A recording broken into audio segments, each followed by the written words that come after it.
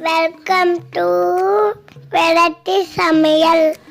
இன்னைக்கு நம்ம வெரைட்டி சமையல்ல பார்க்க போகிற ரெசிபி வந்து ஒரு ஸ்நாக்ஸ் ரெசிபி, ரிப்பன் பக்கோடா. வாங்க இந்த ரிப்பன் பக்கோடா நம்ம எப்படி பர்ஃபெக்டாக பண்ணுறது நம்ம பார்க்கலாம்.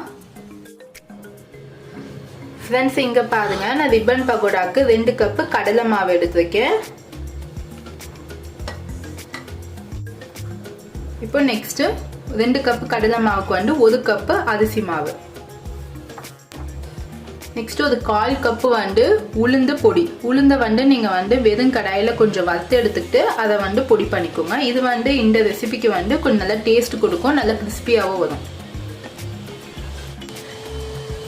இப்போ வந்து நம்ம மிளகாய் தூள் வந்து 1 டீஸ்பூன் ஆட் பண்ணிக்கலாம். நான் வெறும் மிளகாய் தூள் தான் ஆட் பண்ணுறேன். நெக்ஸ்ட் சீரக பொடி ஒரு 1/2 டீஸ்பூன், மஞ்சள் பொடி ஒரு 1/4 டீஸ்பூன். நெக்ஸ்ட் நம்ம கடலை மாவு சேர்க்கறதால பெருங்காயம் தூள் ஒரு 1/4 டீஸ்பூன் எடுத்துருக்கேன். 1/4 டீஸ்பூனோட கம்மியாக தான் எடுத்துருக்கேன். இப்போ சால்ட் ஆட் பண்ணிக்கோங்க. இப்போ இதெல்லாம் நம்ம நல்லா மிக்ஸ் பண்ணிக்கலாம்.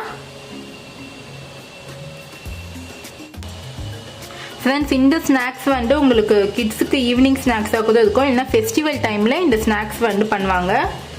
இது ரொம்ப ஈஸி உங்களுக்கு. ஃப்ரெண்ட்ஸ், இப்போ 1/4 கப்பு வந்து நான் வெண்ணெய் எடுத்துருக்கேன்.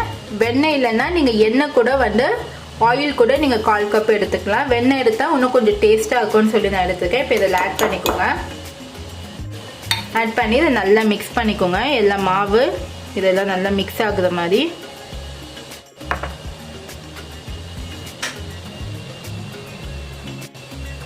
ஃப்ரெண்ட்ஸ், இப்போ தண்ணி ஆட் பண்ணி பூரி மாவு பதத்துக்கு நீங்கள் மிக்ஸ் பண்ணிக்கோங்க. ரொம்ப வந்து சாஃப்டாக இருக்கக்கூடாது, உங்களுக்கு எண்ணெய் வந்து ஜாஸ்தியாக இழுக்கும்.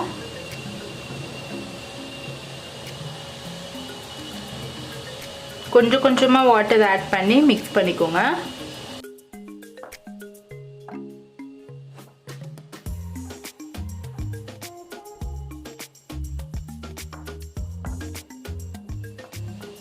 ஃப்ரெண்ட்ஸ், இங்கே பாருங்கள், இப்போ இந்த அளவுக்கு நான் நல்லா பிசைஞ்சு வச்சுருக்கேன் மாவு. இந்த அளவுக்கு சாஃப்ட் இருந்தால் போதும்.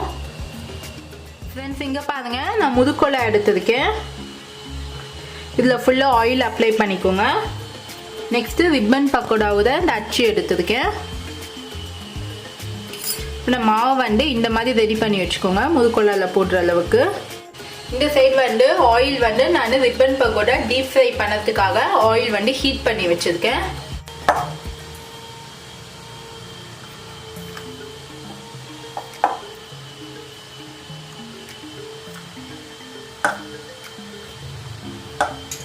இப்போ க்ளோஸ் பண்ணிக்கோங்க.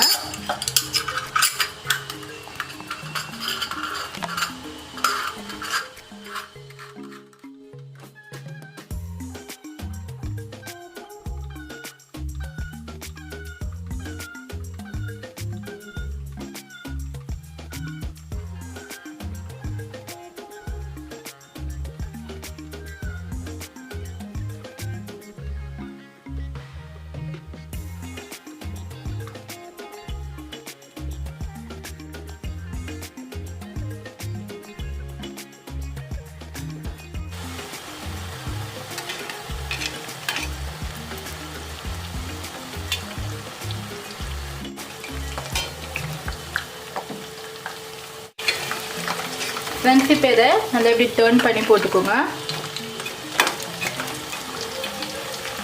இந்த எண்ணெயோட சலசலப்பு நிற்கிற வரைக்கும் நம்ம ஃப்ரை பண்ணணும். இந்த மாதிரி உங்களுக்கு வந்து ரிப்பன் மாதிரி வந்ததுக்கிறதால இந்த ரிப்பன் பக்கோடான்னு சொல்லுவாங்க.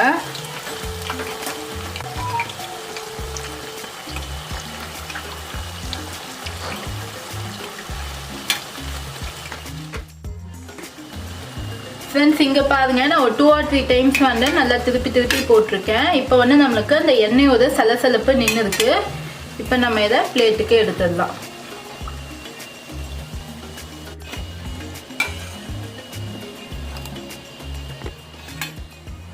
ஃப்ரெண்ட்ஸ், நம்மளுக்கு இன்னைக்கு ரிப்பன் பக்கோடா ஸ்நாக்ஸ் ரொம்ப ஈஸியாக நான் ரெடி பண்ணிட்டேன்.